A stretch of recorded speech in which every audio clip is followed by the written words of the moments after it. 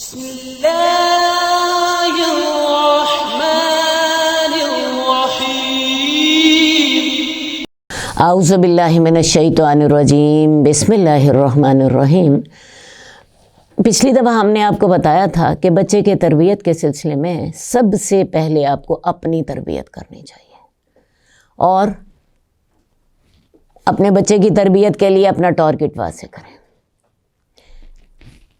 اب جو ٹارگٹ آپ نے حاصل کرنا ہے، اس کو اچیو کرنے کے لیے آپ کو یہ دیکھنا ہوگا کہ مجھے کون سا رویہ اپنانا ہے۔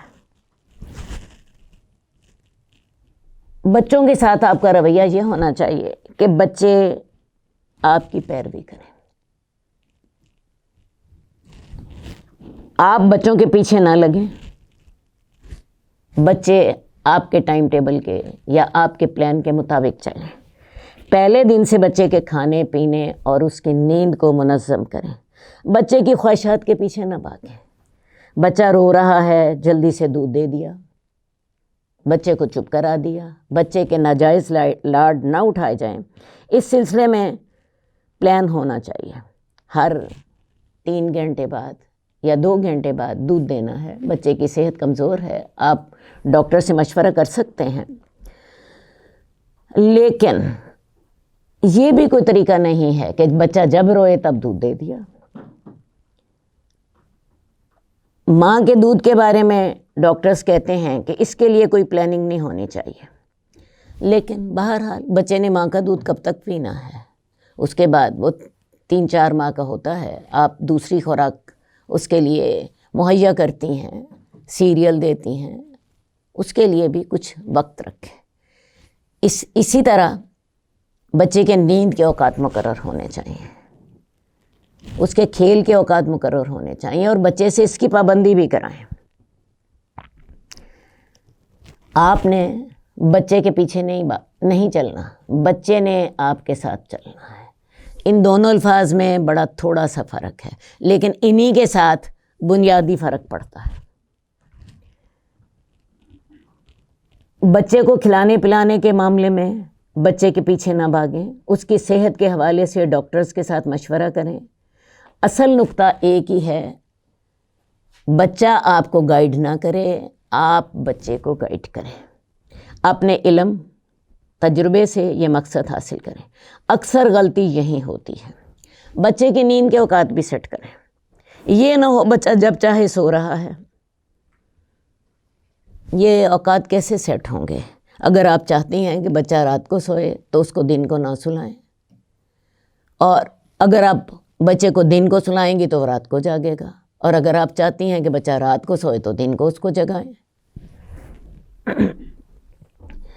ایسا سیٹ اپ بنا لیں کہ 4-5 مہینے کا بچہ رات 10 بجے سوئے اور صبح 4 یا 5 بجے اٹھ جائے۔ یہ سارا کچھ ماں کے اختیار میں ہے۔ پہلے دن اگر نیند خوراک سیٹ کر لی، اگلا کام آسان ہو جائے گا۔ اسی سے ہی تربیت کا مسئلہ بھی حل ہوگا۔ ایسا نہ ہو کہ بچے بھاگ رہے ہیں، ماں پاگل ہو رہی ہے، بچہ شرارت کر رہا ہے، ماں منع کر رہی ہے، بچہ مان نہیں رہا، بچہ سو نہیں رہا، ماں ہوش و حواس کھو کر بیٹھی ہے، سارا گھر بچے کے پیچھے، آدھی رات کو پاگل ہو گیا، آدھی رات کو بچے نے شور مچا دیا، میں نے تو آئس کریم کھانی ہے، اور سارا گھر اس کے پیچھے پاگل ہو جائے۔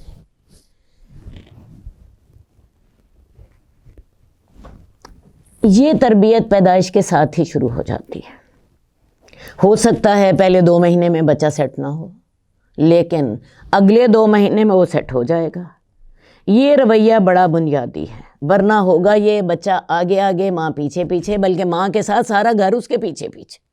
ایک بچے نے سارے گھر کو نچایا ہوتا ہے، اور ہم یہ بھی دیکھتے ہیں کہ کئی مائیں 7-7 8-8 بچے پال رہی ہوتی ہیں اور گھر بڑا پرسکون چل رہا ہوتا ہے، اور یہ بھی ہم دیکھتے ہیں کہ ایک بچے نے سارے گھر کو اپنے پیچھے لگایا ہوتا ہے۔ بچے کے لیے جو پروگرام آپ نے بنایا ہے اس میں لچک ہونی چاہیے۔ بچہ ایک مشین نہیں، جیتا جاگتا انسان ہے۔ ماں کے اندر محبت بھی ہوتی ہے، وہ بچے کے احساسات کو بھی سمجھتی ہے، وہ بچے کے جذبات کو بھی سمجھتی ہے، اس کی ضروریات کو بھی سمجھتی ہے۔ لہٰذا اصول یہی ہوگا، باقی اگر آپ اس میں 60% بھی کامیاب ہو جائیں تو آپ کامیاب ہیں. ہاں 40% تک نہ پہنچیں. اگر 40% تک آپ پہنچیں گی تو پھر آپ بچے کے پیچھے پاگل ہو رہی ہوں گی. اب اگلا سوال یہ پیدا ہوتا ہے ماں یہ تربیت کیسے کرے گی؟ ماں فطری طور پر یہ سب کچھ کر لیتی ہے. بچے کے لیے سب سے بڑا انعام آپ کی محبت ہے. جتنا بڑا کام کرانا ہے اتنی بڑی شاباشت ہے. اور بچے کے لیے اتنا انعام ہی کافی ہوتا ہے کہ آپ بچے سے کہیں تم مجھے بہت اچھے لگتے ہو، یہ تو میرا بڑا پیارا بچہ ہے. آپ اسے پیار کر دیں، اسے بوسہ دے دیں، اسے جپھی ڈال دیں، یہ اس کے لیے سب سے بڑا انعام ہے. اور کسی بات سے اگر آپ نے اس کو روکنا ہے تو اس کے لیے صرف ایک ہی بات کافی ہے، بیٹا آپ نے اچھا کام نہیں کیا، میں آپ سے ناراض ہو گئی. بچے کی کل کائنات اس کے ماں باپ ہوتے ہیں، اور ان میں سے بھی ماں، کیونکہ اکثر اوقات اس کا ماں کے ساتھ ہی واسطہ رہتا ہے. تو بچے کو جس بات سے آپ روکنا چاہتی ہیں اس کے لیے یہی بات، اتنی بات ہی کافی ہے. آپ گندے بچے بن گئے ہو، آپ اچھے بچے نہیں رہے. اس سلسلے میں آپ کو سختی کی ضرورت نہیں ہے. اپنے نتائج حاصل کرنے کے لیے اپنی مامتا سے مدد لیں. اتنی ہی بات کافی ہوتی ہے میں آپ کو پیار نہیں کروں گی.